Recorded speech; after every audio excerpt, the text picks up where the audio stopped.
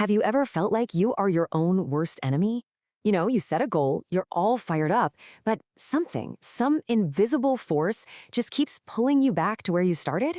Well, today we're going to dig into the science of how your mind really works, and more importantly, how you can actually reprogram it to get out of your own way for good. So let's kick things off with this absolute gem from the book Atomic Habits. We all love setting big, shiny goals, right? But what this quote tells us is that our success, it's not really about the goal itself. It's all about the systems we have in place, our daily habits, our routines. That's what determines where we end up. Okay, but if it's all about systems, why is it so ridiculously hard to stick to them? I mean, we all do it. We create these perfect plans to exercise more, to save money, to learn a language, but it feels like we're fighting a losing battle, doesn't it? Like something just drags us right back to our old ways no matter how good our intentions are. And here it is. This is the culprit, the source of all that friction, the reason our best laid plans just fizzle out. It's our own identity. It's that ingrained story we tell ourselves about who we are. Your old identity is literally sabotaging your new plans for change. All right, let's dive into this because it's fascinating. It turns out we're all living our lives according to an invisible script. Think of it like a background program running on your computer, a deep, powerful narrative that dictates our actions and reactions without us even knowing it's there. I mean, psychology tells us we're basically storytelling machines. We have to create these narratives to make sense of the world. But what happens when that story is holding you back? What if your script says, "Oh, I'm just not a morning person," or "I've always been bad with money"? That script, it becomes a self-fulfilling prophecy. It becomes your reality. So, to figure out how to rewrite this script, we first got to understand the hardware it's running on, our brain. Because here's a mind-blowing fact. Your brain doesn't see the world as it is. It sees the world as you are. Deep down in your brainstem, there's this little bundle of nerves called the Reticular Activating System, or RAS for short. The best way to think about it?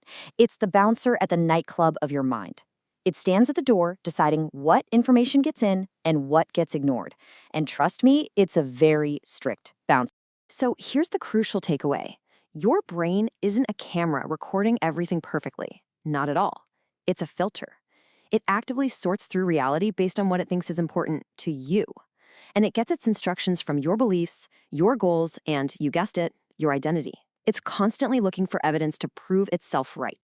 You know exactly what I'm talking about, right? This is the classic example.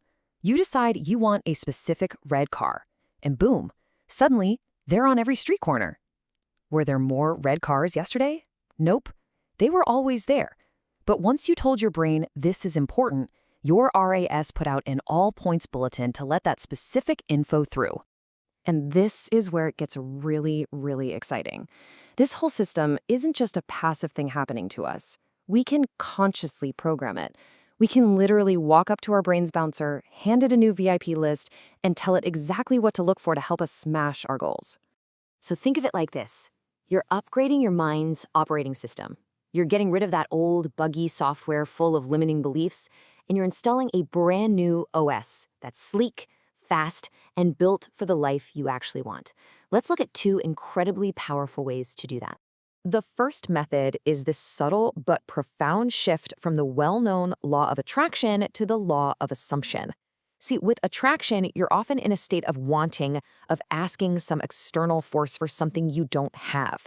But with assumption, you embody the feeling of already having it.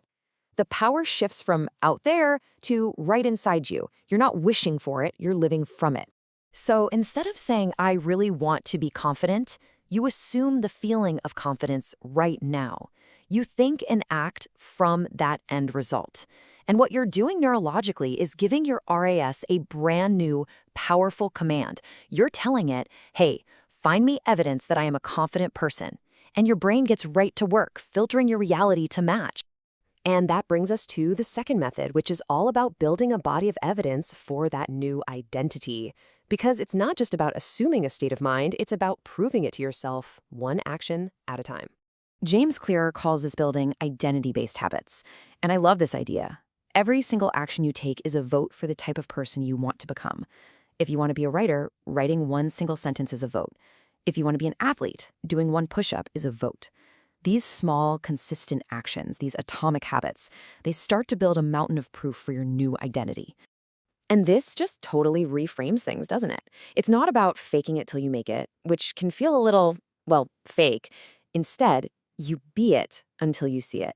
You're building a real foundation of proof, one tiny action at a time.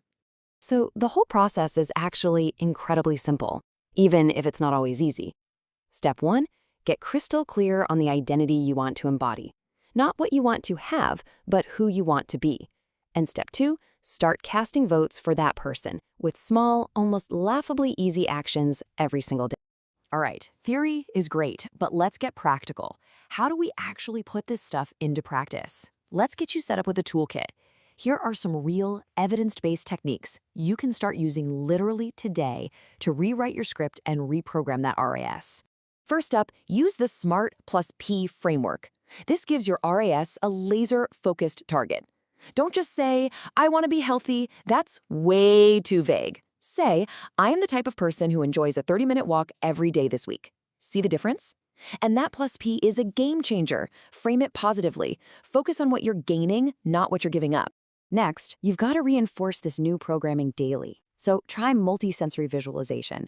Don't just see your success. Feel the accomplishment. Hear the applause. Smell the coffee in your new office. Make it totally real for your brain. Then there's positive self-talk, but in the present tense. Not, I hope I can do this, but I am capable and resourceful. You can also try anchoring, which is cool.